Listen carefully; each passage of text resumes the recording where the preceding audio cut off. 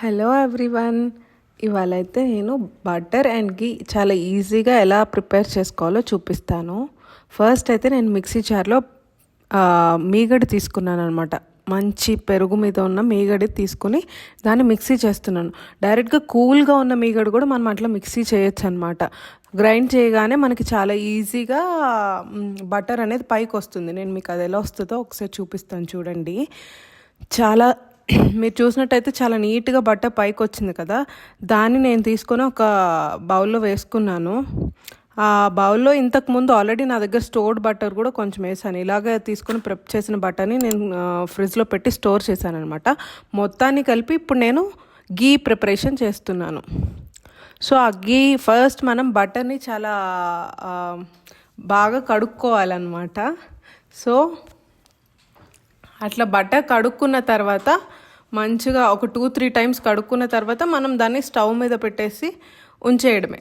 అది కొంచెం టైంలో మనకి గీగా ప్రిపేర్ అవుతుంది. నేను ఎట్లా చేయాలో ఒకసారి చూపిస్తాను.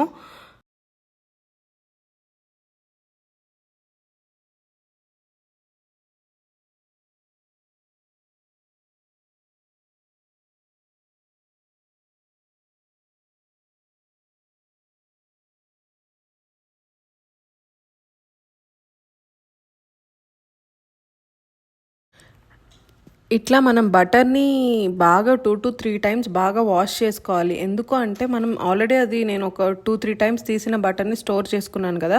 మనం బటర్ మిల్క్ నుంచి బటర్ తీస్తున్నప్పుడు ఆ బటర్ మిల్క్ కొంచెం బటర్లో ఉండిపోతాయి.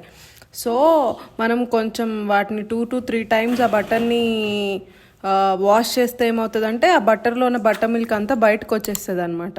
సో మనకి వెన్న కరిగేటప్పుడు చాలా ఈజీగా కరిగిపోతుంది. దాంట్లో బటర్ మిల్క్ ఉండదు కదా, వాటర్ క్వాంటిటీ లెస్ ఉన్నప్పుడు బాగా కరిగిపోతుంది అనమాట ఈజీగా. సో ఇట్లా బటర్ మిల్క్ కరుగుతున్నప్పుడు దాంట్లో ఒక పెద్ద గంట వేసుకుంటే అది పొంగు రాకుండా ఉంటుంది, పొంగిపోకుండా. సో అట్లా నేను ఒక గంట పెట్టుకున్నాను, బరువు ఉన్న గంట అది యాక్చువల్గా. సో అది పెట్టుకున్నాను బాగా అట్లా.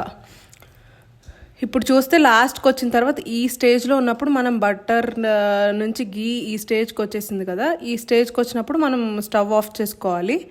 ఆఫ్ చేసుకున్న తర్వాత ఒక చిన్న టిప్ ఏంటి అంటే దాంట్లో కొంచెం మనం మెంతులు యాడ్ చేస్తే చాలా మంచి ఫ్లేవర్ ఉంటుంది. ఆ బటర్ నుంచి వచ్చిన గీ ఫ్లేవర్ అనేది మిస్ అవ్వకుండా ఉంటుంది.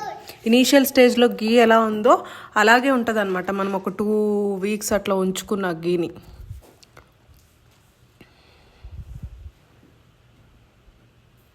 ఓకే, ఇప్పుడు నేను ఆ గీని ఒక కంటైనర్లోకి తీసుకున్నాను, గ్లాస్ జార్లోకి. అది ఎట్లుందో మీకు చూపిస్తాను. అది పేరుకున్న తర్వాత ఇంత పూసగా చాలా మంచిగా ఫ్లేవర్స్ వాసనతో చాలా బాగుంటుంది అనమాట. హోమ్ మేడ్ గీ ఇట్లా ఉంటుంది యాక్చువల్గా.